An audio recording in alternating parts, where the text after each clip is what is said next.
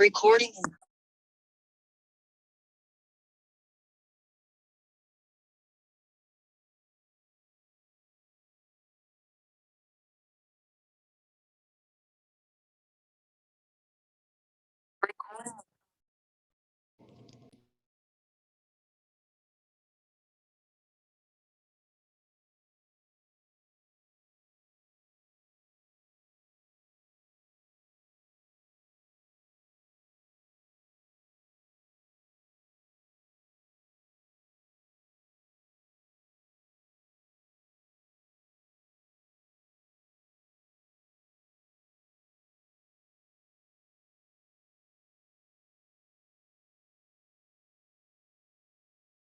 All right. So when we look at a graph and we're talking about domain, we're looking at the x-axis. X-axis. It's the only thing we're worried about. Now, it takes a little bit of imagination because you can't see the whole graph. All right. Now, if I zoom out on it, you can see more and more of it, but you're never going to really get a picture of what's going to happen. This thing, as it goes up, it's essentially going to cover the entire x-axis because we're talking about infinity. We're talking about infinity here. And so the infinity on that x means that because it's going up at that angle like that, it's not going straight up, it's going up at an angle, that eventually on that negative side, that whole thing is going to be covered up on the x-axis. Same thing on the positive side, that thing is going to cover up the entire x-axis on both sides. That's why what we'll say is, let me get a little board here.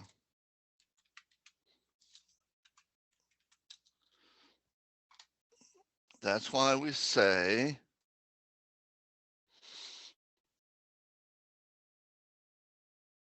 that the domain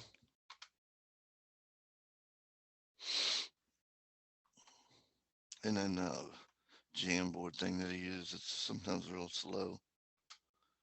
All right.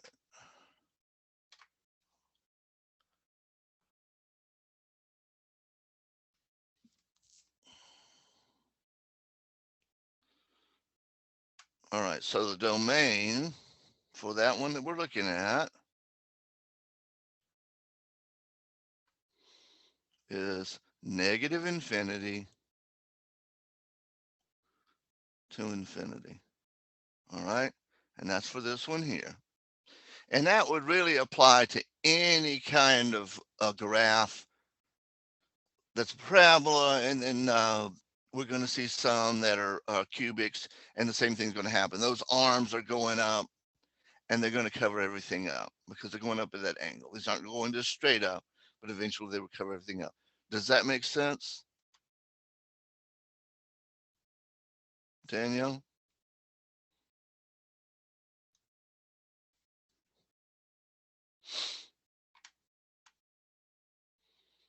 All right, well, Danielle, I'm the one. Yeah. Okay, now that's the domain, but let's look at the range. Now, the range, we have to look at something else. We've got to look at the y-axis. We're forgetting about the x-axis for the minute. And so you can see that going up on the positive side, it's really doing almost the same thing. It's even going at a faster clip. It's going to cover up all that y-axis.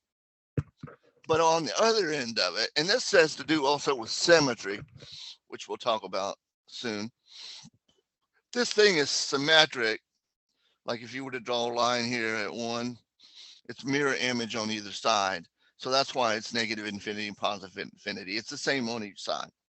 But here on the y-axis, even though on the positive side, it's getting larger and larger, down here, it has a low point that it does not pass. Okay. And that is, what was that, 1? Yeah, that was x equal to, I'm sorry, 2. I'm sorry, that's 1. They just don't have it. There we go. So it was 1. And that's what that 1 right there represents right there. That's the lowest point in this case. If it had been, let's say, -1, see, it would have shifted down. We're not doing the transformations yet, but you can kind of see how changing that thing there on the end, the one that's outside of the squared, moves it up and down.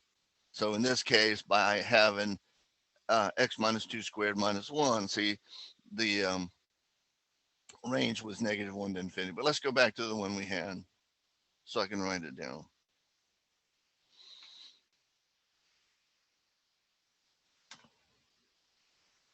So this was the domain. I'll just put a little d, and then the r. The low point was 1, and it went all the way to infinity. Okay? Any questions?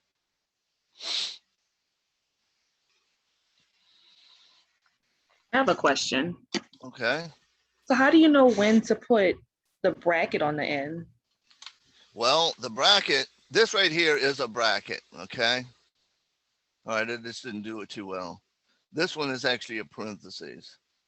So uh, it probably would have been better to do this. And I'll explain that. Let's see. So for this one, they don't have an infinity sign, so I'm going to write it in there.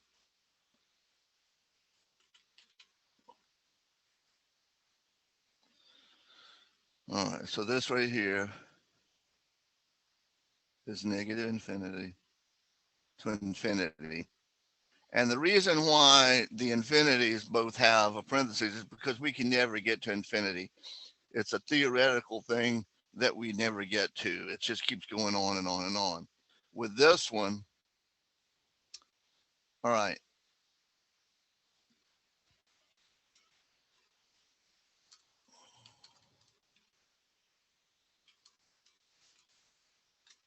this one, they're mismatched, and they're mismatched because that graph, it went all the way down to 1. Now, at some point, you might learn about holes in graphs, and back usually what people did, like in pre-college mathematics, like if they were in high school or junior high, when you graphed a straight line, if it had less than or greater than, you would put a circle, open circle, and then if you had a equal to, greater than, equal to, less than, equal to, you would put a filled in circle. Well, now, instead of using that filled in circle, we use a bracket. And instead of the open circle, we use the parentheses so that we can write it in interval notation. So the short answer is you use the bracket when it includes the endpoint. But for infinity, it's always going to be a parentheses. So just kind of, let's just say, for example, and this is a little bit different than what we're doing, but I mean, just to get your point across. Let's say we had x is greater than 5. All right. There's no equal sign, so it does not include the 5. So the interval notation would be, whoops, the interval notation would be parentheses 5 infinity. But let's just say we had x is less than or equal to 8. Then that right there is a bracket. And like I said, these are both supposed to be parentheses.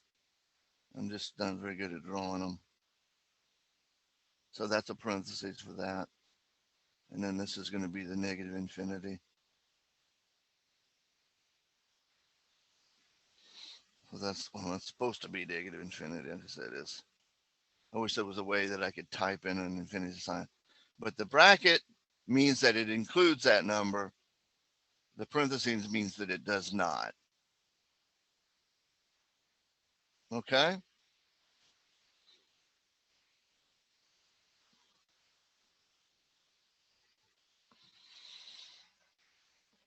All right, anybody got anything else? Like I said, we can just look at some of these things. I'm pretty sure we looked at that thing there. Let's see what we can get.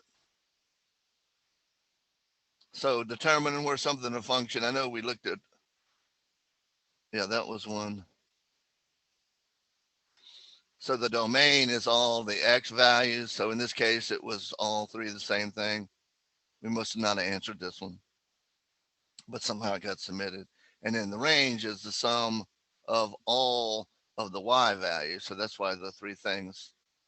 So no, this is not a function because the x is going to three, or the domain x value is going to three different values.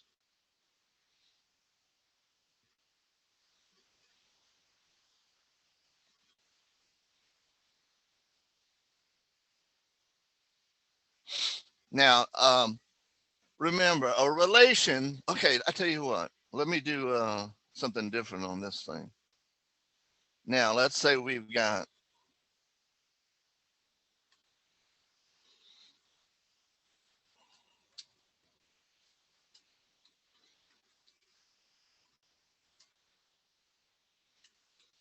all right, so I can get rid of this one.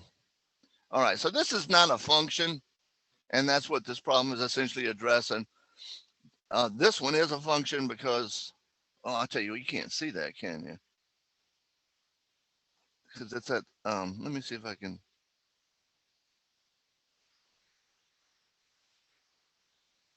All right, this should do it.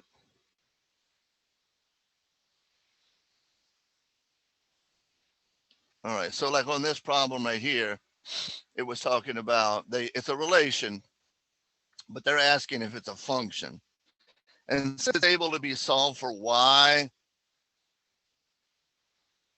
then it's true that it is a function. All right.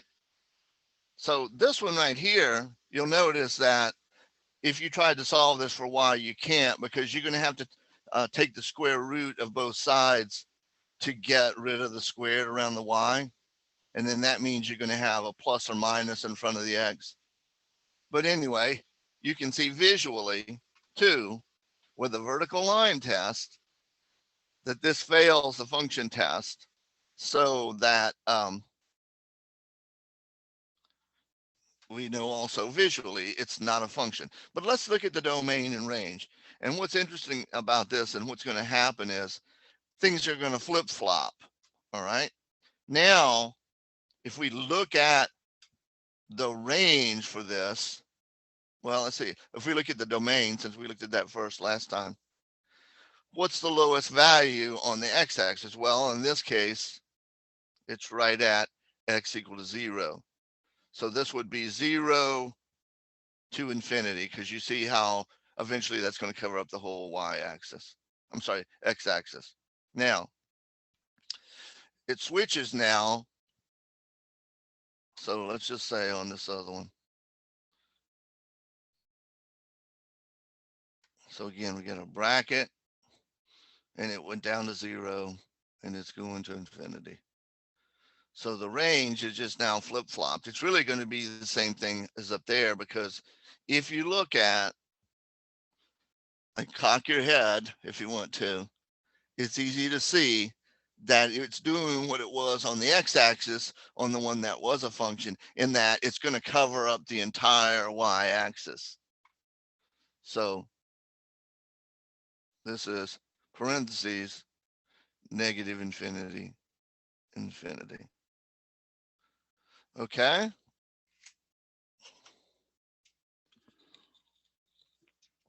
So that kind of completes what I was talking about the domain and range. I just wanted to cover one of those examples.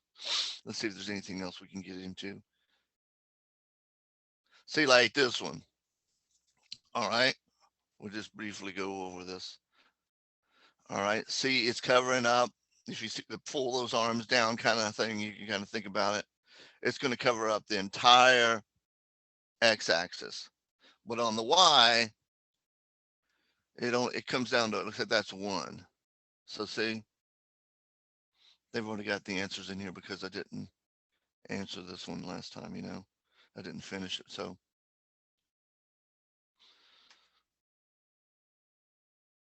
So on this one right here, to like x-intercepts, for example, it's talking about here, it's never going to cut across the x-axis because it's going the opposite way. If it were flipped down, you'd be able to see where it crossed at, but there are no x-intercepts on this. The y-intercept is just that one place right there, 1. And then you can also look like they want to know f of -2. You could come to -2. I wish they could make it bigger. So -2 looks like it's 3 right there.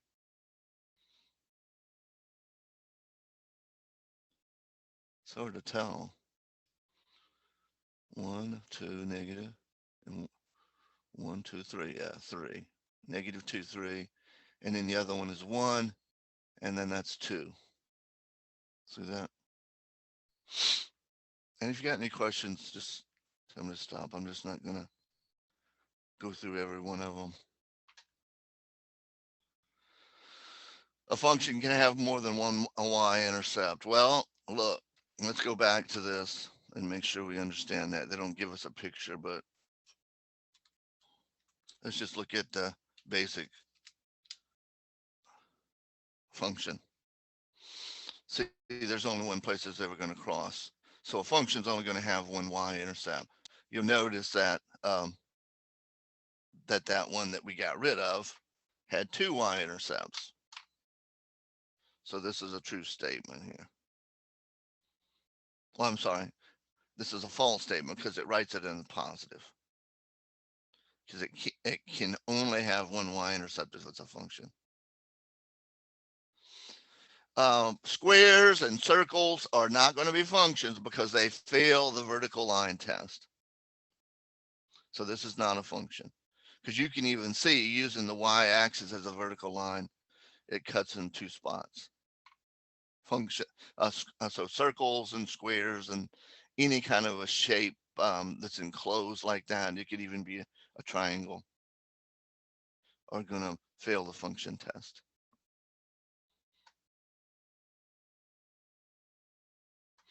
All right, so this is probably a good one to look at because remember, we've got we had that thing called completing the square. That was one of the first things we looked at. And I think I still got the problem that we worked over here. See, in other words, you got to find the number that goes in this spot. So let's look at that and see if we can figure it out. Because I want y'all to go through it with me. It doesn't help. It doesn't matter if it's a fraction or not. We can still take half of it because it would be real nice if that was just a 2 there and we could take 2 and take half of it, which is 1, and 1, 1 squared is 1. So what we're going to do is we're going to take, and we're going to follow this rule here. We take half of that middle term, that's what the b is, the middle term. Take half of it and then square it. So 2 over 2 is 1, 1 squared is 1. So let's write, I'm going to erase all this.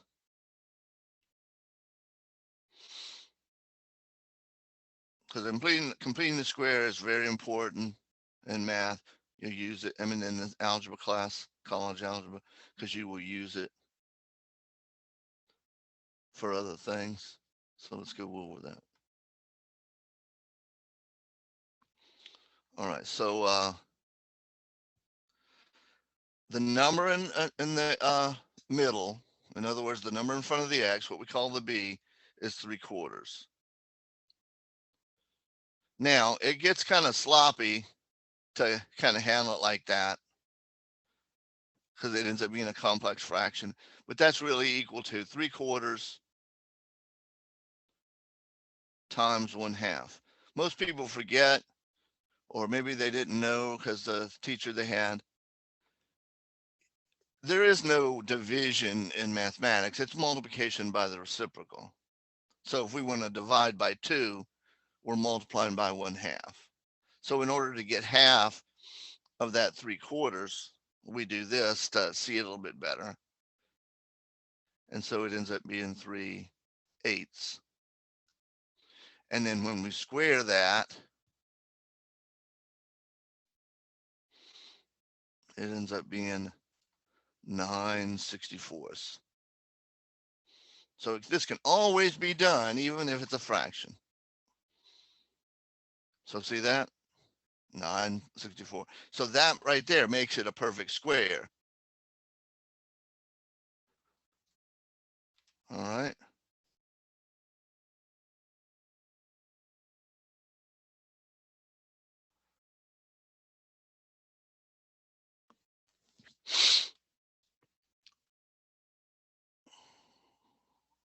And so see, it can be written like that. So it's the number before you square it, and then you take the sign of that middle of the B and you put it there. So if this were positive, you'd put a positive there, but it's negative. So you put the value there before you square it, and that's a perfect square. Okay. So that's how completing the square works. And then you can use that to solve and put things in. You can solve quadratics with it. You can also use it for determining the form for circles and what they call conic sections. There's circles, parabolas, and other things. And that's why that's being stressed here. So the same thing here. Half of 3 is 3/2. 3/2 squared. Oh, wait a minute. Oh, okay. Let's look at this one because this one's different. I wasn't paying attention. All right. You got to have a plain old x squared right there. So they want us to actually solve this. So let's hope we get enough room here. So we can't do it until we have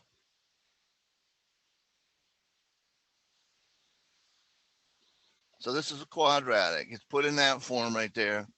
But we want to use the completing the square to solve it. Well, the first thing we got to do is this has got to be a plain old x squared. So what we got to do is we got to divide everything by 2. I may run out of room, but I may have to go back up towards the top. So we divide everything by 2. And what that gives us is x squared plus, plus 3/2 x minus 1 is equal to 0. Now, what I'm going to do is I don't need the 1 just yet. So I'm going to rewrite up here.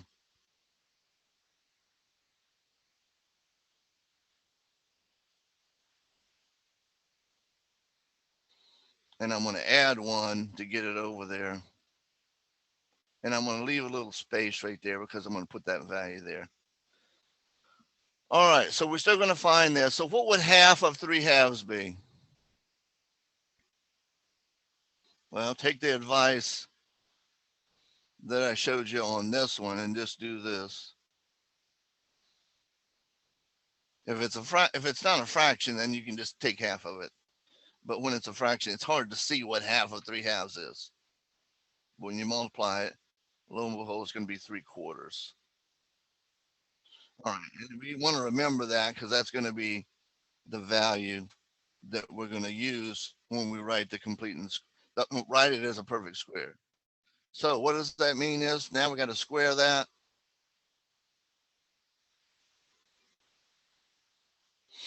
So the number that's going to go in the middle there is 9/16. So in other words, 9/16. All right, so the 3/4 is what we're going to use. It's plus in the middle.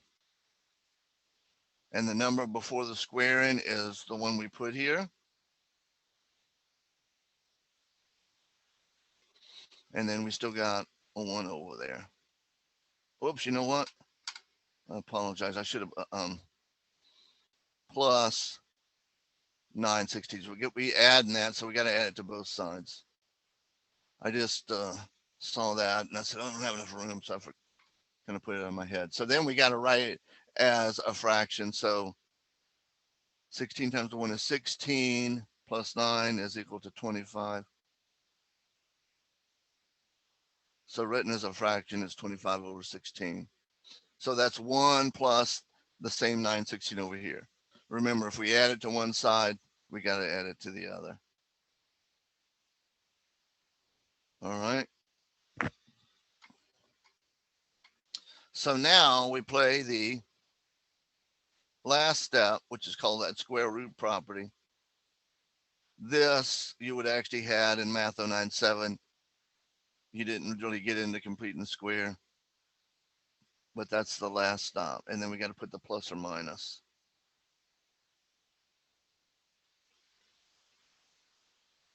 Now, thankfully, this one's nice and neat because that's going to be that's a perfect square underneath there. So this is just square rooting the square. They undo one another. So that's 3/4.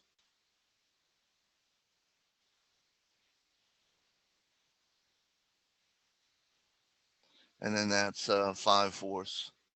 Square root of 25 is 5. Square root of 16 is 4. All right. So now we're going to just subtract the 3/4.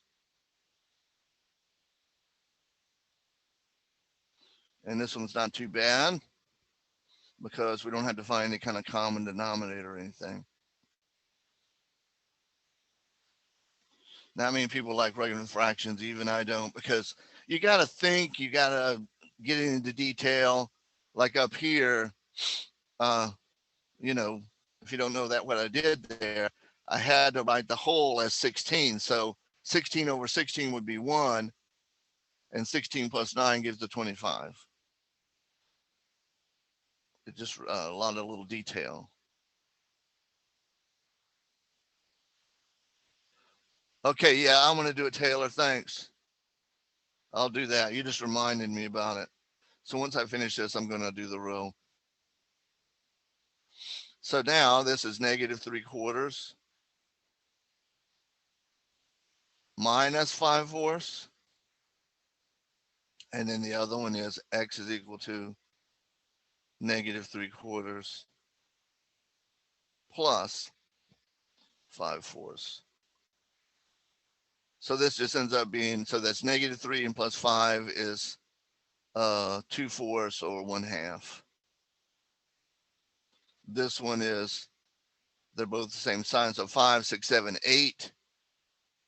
Negative 8 over 4 is negative 2. So there's our two solutions. See that? Any questions about that procedure? Because that is an important one.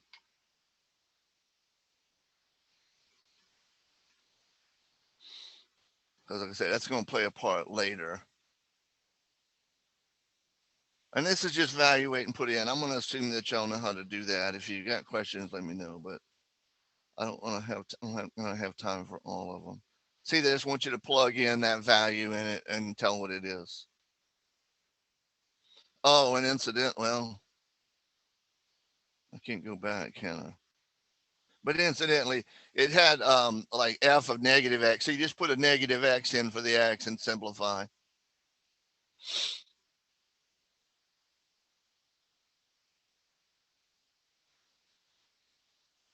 All right.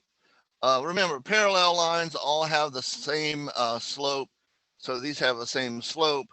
And it's just really the same line, except the it's shifted up 1, 2, 3, 4. So here on the bottom one, the well, it's the y and the x-intercept are both 0. And up here, the y-intercept is 4. So it's shifted up. Same slope.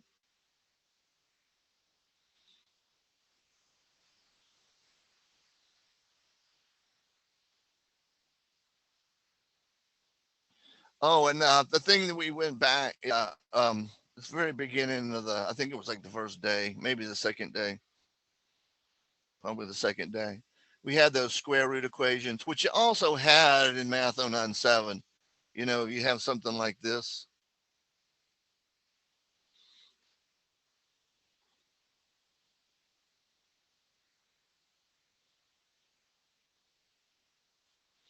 And I'm going to try to make one that's not going to work here. I don't know what the solution is going to come out to, but anyway, you square both sides to get rid of the square root, which is the procedure we use. But the problem is, now squaring here is just going to get that inside out. All right, and then if we, I wish I could have had some forethought to give one that was going to be non-fraction, but so this is just going to be 1/2. I mean, 1.5, 3/2. All right, so let's go back and check it and watch what happens. So when we check, this is what they call an extraneous solution. So we got that. We're going back to the original. So it's 2 times 3/2. All right, 3/2. And remember, this was -2 there. And then watch what's going to give us an issue. So 2 times 3/2 is just 3. And 3 plus 1 is 4. And the square root of 4 is 2. So for this, there is no solution. That's what we call an extraneous solution, because when you go back and check it, it doesn't. And usually what that's a result of, when you square them, sometimes you just, because of the fact that both a negative number and a positive number, when you square them, end up being positive. And that's why that happens. But that's all this is referring to. So the statement makes sense because extraneous solutions are not included in the solution set because they don't solve the original equation.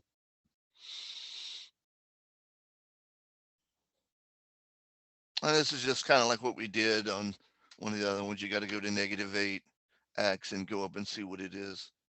1, 2, 3, 4. Oh, I'm sorry, it's -8.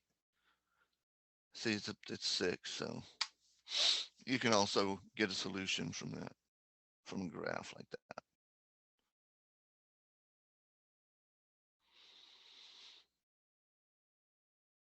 All right. This is just writing down a function. I guess we'll go through this one because I can't remember if I did something like this for you. A car was purchased for $22,500. The value of the car decreased by $31 per year for the next 6 years. Write a function that describes the value of the car after X years. And then, of course, the domain is going to be limited to 0 to 6 because it says 6 years. So here's the function they come up with. All right, so you walk out the door with the car. Oh, I'm sorry, you got the car for $22,500. Actually, from what I hear, once you walk out the door for it, it appreciates, but we're going to take the full year for it to depreciate of $3,100. So in 2 years, you got to,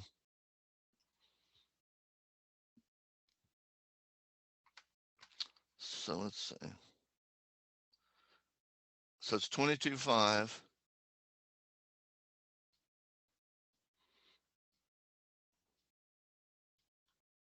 And it was 32, 31, right? So this is our function. So if we want to let x be equal to 2,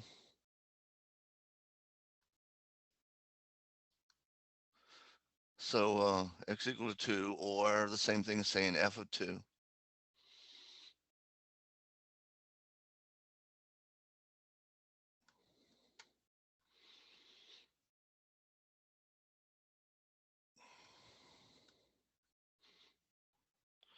So that's 22,500. And then this is 6,200, I believe. So that means it's going to be, I'm going to do this just so I'm,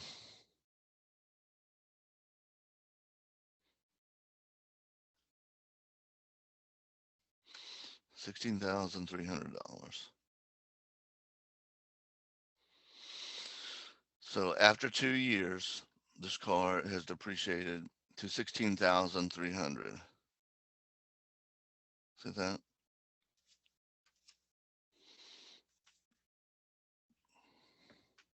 So you got to pick the right one because it says the value of V of 2, and it was V, I wrote F, but, and it represents the value of the car after 2 years.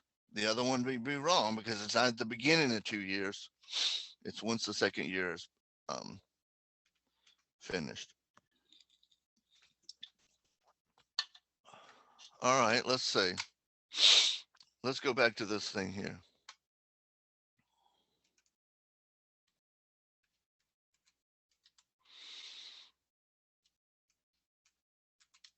X and Y intercepts. All right, as I had said is on a function, which is because it's, the vertical line task shows that it only goes through one of the y-axis once. So, but look at where this crosses right here. It crosses at y is equal to 1. All right. Now, in this case, the y-intercept is 1, but there are no x-axis, x-intercepts because it does not cross. Now, if I were to do another one, let's say,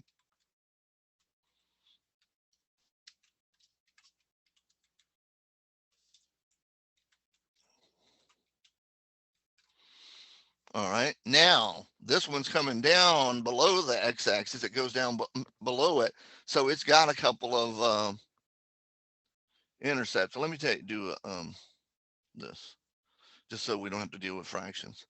So now this is where it crosses. It crosses twice, -2 and 2. And you know what that is? It's really the solutions to that quadratic equation right there. That thing factors as x minus 2, x plus 2. That's where that comes from. Another word for x-intercepts is called the zeros of the function. In other words, what makes it 0? See? Well, at both -2 and 2, the functional value of this would be 0. All right, so let's look at something that's not. Let's see.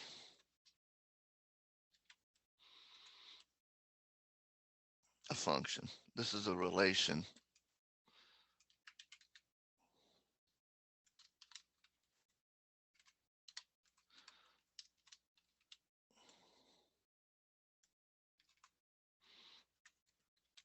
All right, so look at the black one now. All right, this is a non-function. Let's see. Let me back up.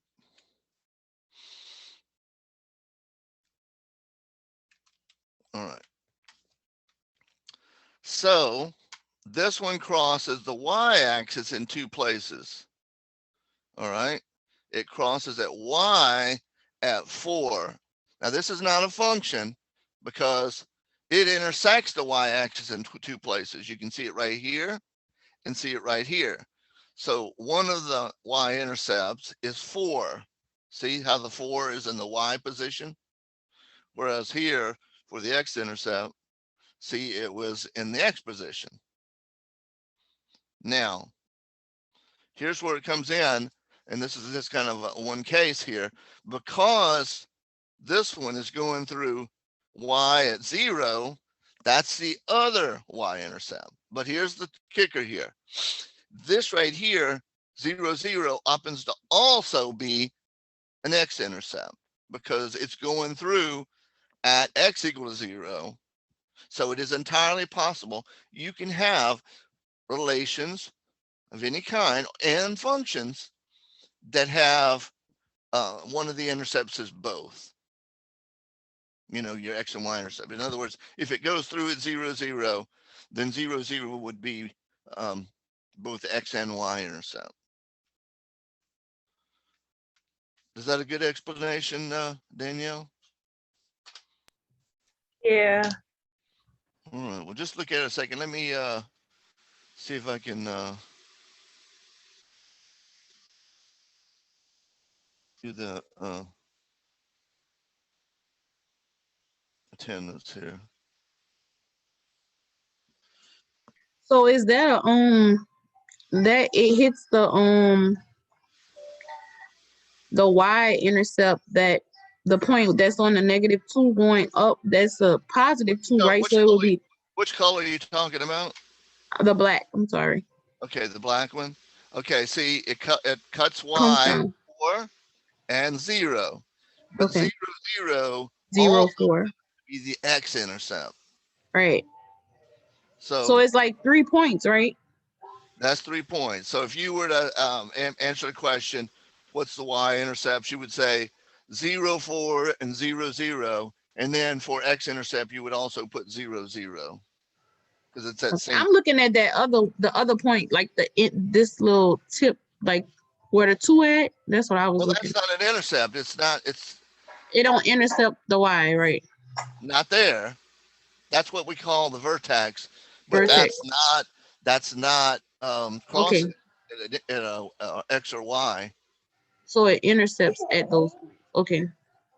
I always get that confused. I'm sorry. Yeah, you got to kind of tune out certain things. That's all I can tell you. You got to tune out, like for looking at the y, like if you're looking at domain, you only look at the x axis. If you're looking at the range, you only look at the y axis. And the same thing with the intercepts. To do the y-intercepts, you just look at the y-axis and see where it crosses. And then for the x-intercept, you look at where at only the x and see where it crosses. All right. I'm trying to do I usually just do the roster by looking at who's in here.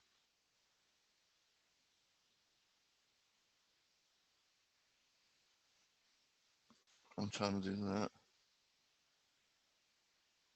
And I'll be right back with you in a second.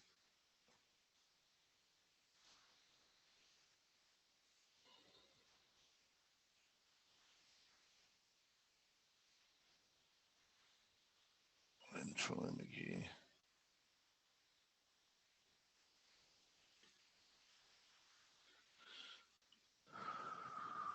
Okay, so I'm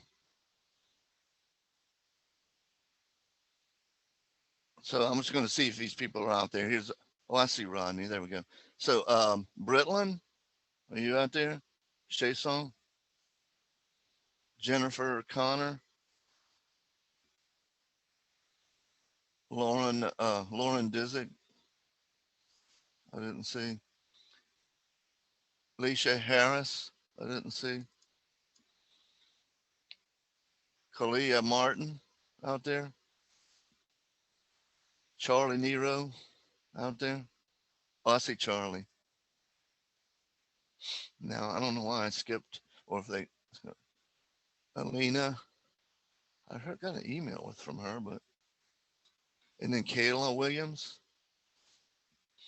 Okay, so if I called your name, um, that means I didn't see you on the list, but I got everybody else. All right, so I'm gonna give you like 5 more minutes to ask any questions, but I want to go over just a little bit of 2.2. I'm a little bit concerned because you know the storms is pretty active, so if we lose another something, even if it's not as bad as what we had, that means they're going to take it out of the current semester, so we don't want to get too far behind. I was trying to go a little bit fast because I was concerned about that, but it's really hard to give a test within the first 2 weeks, and so it was scheduled for right when we came back.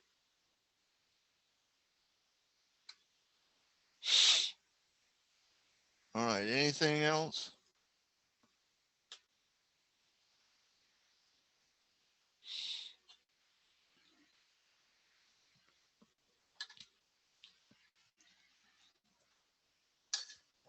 All right, let's look at functions and graphs just a little bit. And like I said, this is not for this test. It'll just be so we got a good start on this come Thursday. We already talked a little bit about functions and graphs. Now there's this thing called increasing and decreasing, and it's really pretty simple, especially if you can see the graph.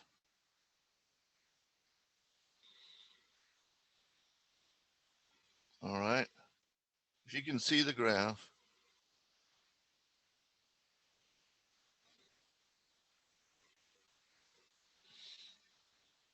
but that's what these things are here, increasing and decreasing. They got that funny language for it, but that just essentially means that the graph is going up over that specific interval. And then decreasing means it's going down. And then constant just means it's a straight line at that point. All right, so let's look at this.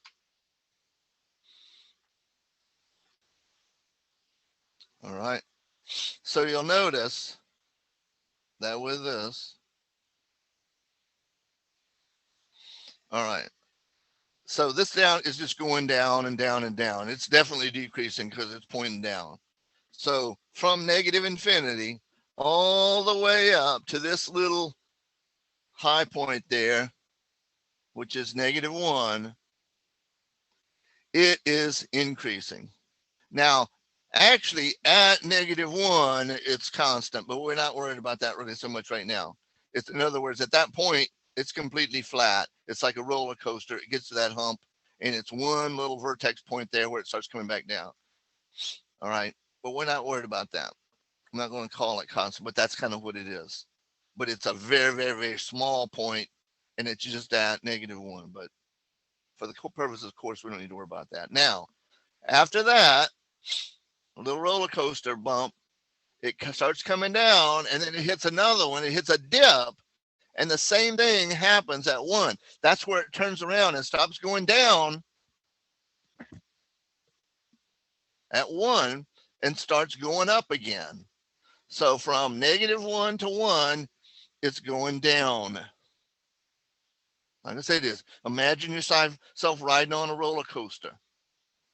You're going up here because you're going left or right. That's how it's determined. You're going, x-axis, smallest to largest. So as you're going up, it's increasing. Like a roller coaster, you're going up. It's going slow. And then it hits that point right there. It finally turns around and it's going to take a nice swish here real fast to get to this point, and then it's going to start going up again.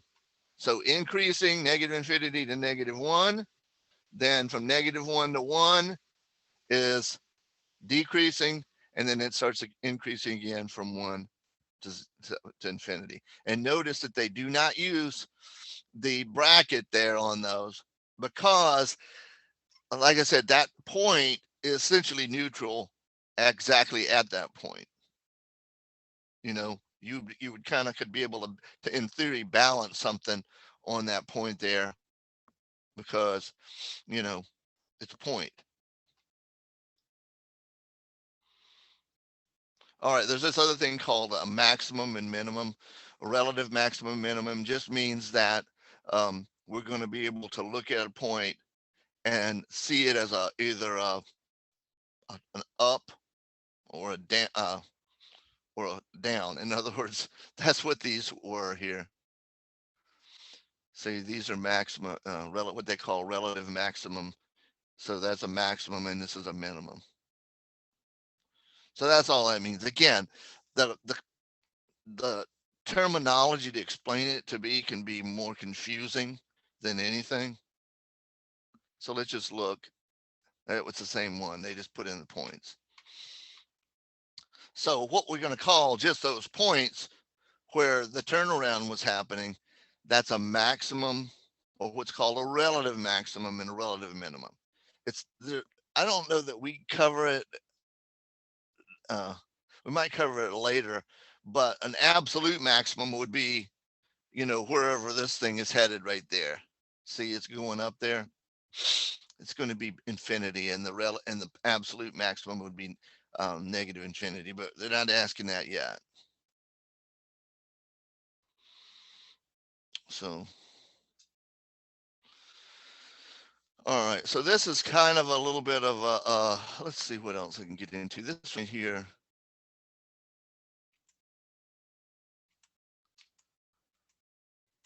It's only 2 topics. Yeah, we're not going over that. And I'll just kind of show you. See in the syllabus thing here, it says omit the difference quotient. They go over that in Math 130, which is very similar to this class, but this has more applications in it than that one. That one's more theoretical. But anyway, I'm going to take this out because we don't cover that. All right, so just remember that. We don't do that, but let's see.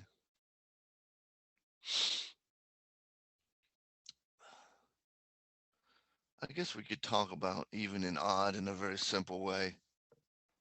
But an even function essentially just means that it's not going to change form if you put a negative x into it.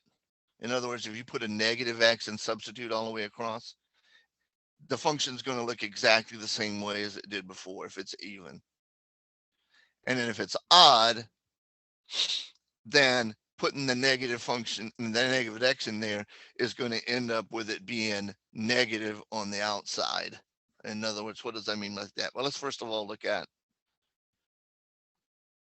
this one. This is what we would call an odd function. And I can tell just because of the fact that it's only got all the exponents are odd. It's only got one exponent. But if it had x to the 5th and x to the 3rd, x to the 7th, it's going to be an odd function. I can tell by just looking at that. All right, but let's just look how we can tell. And then the even will be easy. And this will be the last thing we'll look at. And just remind me, come Thursday, we'll jump on piecewise functions. Piecewise functions are kind of a little bit easier than this. So this is probably the most complicated thing in here. So anyway, what we're going to do to find out if this is even, odd, or neither is we're going to put in a negative x in place of the x. So see, the x to the 5th, we put a negative x there and take it to the 5th power. And because an odd number in the exponent means we're going to have an unmatched negative sign, this thing is going to be negative. All right. So now once we put it in there, it's no longer the same as it was before. All right. See that? It's no longer the same as it was before. And actually, this one's going to be neither. I should have said, I said, if it's got, because this one is really x1, which is just a constant. So if it's got a constant in there, it's going to mess up the oddness. But anyway, I'll show you in a minute with an even one. All right. So we put that in there, and we're going to compare this one right here to what would we do if we put negative in front of the whole function. In other words, we just put a negative sign and distributed it to both of the terms. We would have negative x to the 5th and -1. And the two do not look the same, so this is a neither. But let's look on the board and I'll show you one more. An even one.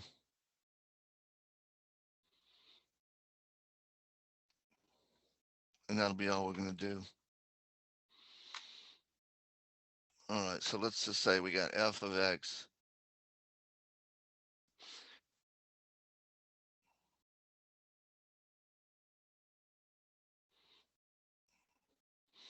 Now, I'm going to bet that this one is actually going to be an even function because of the fact that it's only got even powers in it. So, and no constants. So let's just say we put an f of a negative x in it. And what's going to happen? So I'm going to put negative x. We're putting it in place of the x.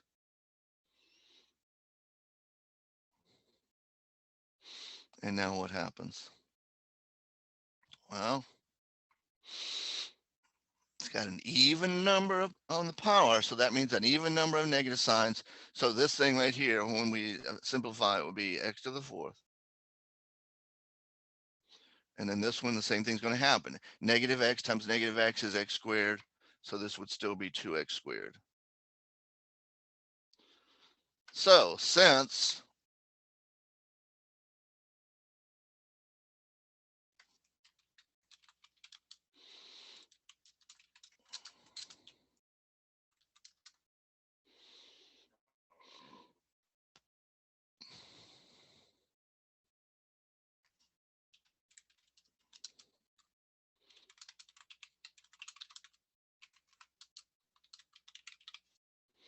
so this is what we call an even function.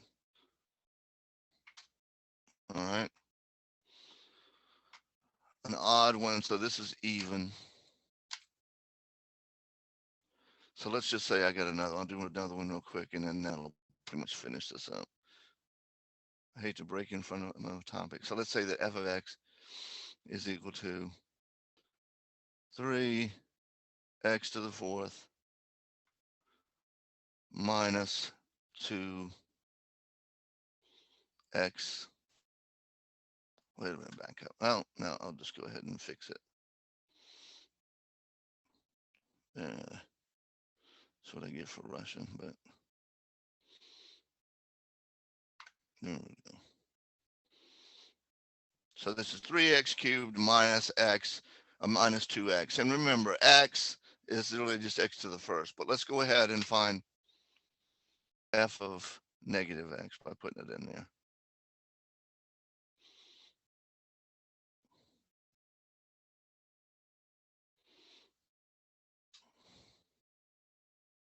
And we'll simplify it.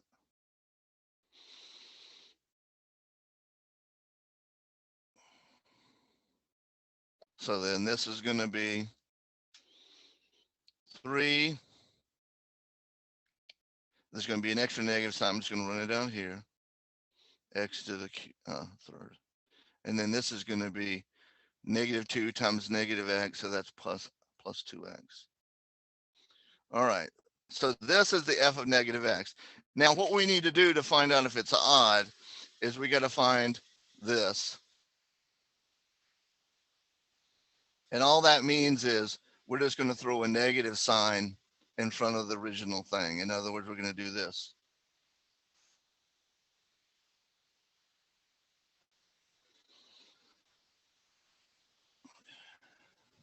All right. So I'm just going to distribute to both of those.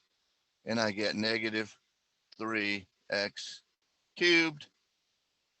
And minus a minus is a plus. And what do you know about what do you notice about both of those things? They're both the same, right?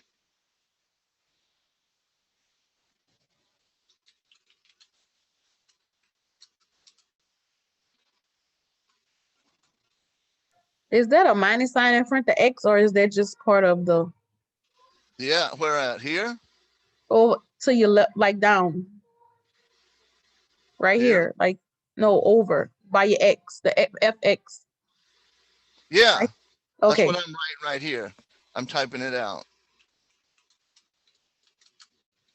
Since these two things are equal, f of negative x is equal to negative in front of the function. This function is odd. But yeah, that's what that is. That's a negative sign. And that's the definition of this. Let me go back and then that'll be it for today. But see, we go back to our explanation. An odd function, if f of negative x is equal to the same thing as negative f of x, it's an odd function. In other words, they got to be both the same. Negative for the x, putting it in there, simplifying. If it's the same as just negating the whole function, in other words, spreading that negative sign across all the terms, then it's an odd function. All right, so any last requests? I got time here, so.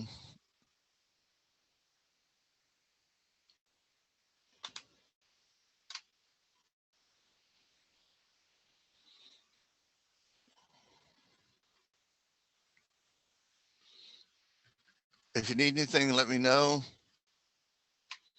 Email me. I'm here all day to pretty much still tonight. I got a 5:30 class. So let me know if you got any issues, okay?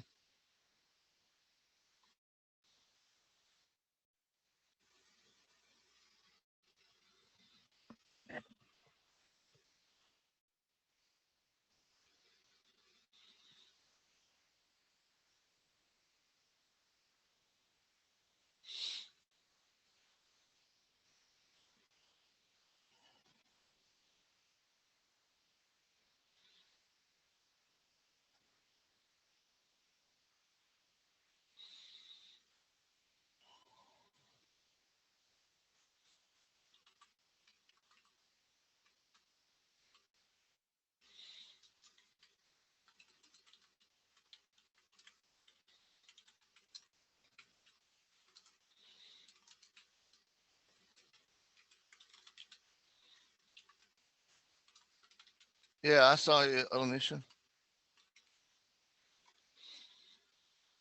If I don't call you, that's good. Because I can see that you got see your name on there on the participants list.